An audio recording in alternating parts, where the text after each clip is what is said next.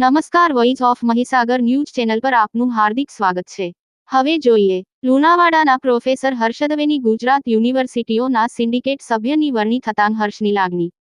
ગુજરાત સરકાર દ્વારા વિવિધ યુનિવર્સિટીઓ માંગ એક્ઝિક્યુટિવ કાઉન્સિલ સિન્ડિકેટ સભ્યની નિમણૂક કરવામાં આવી।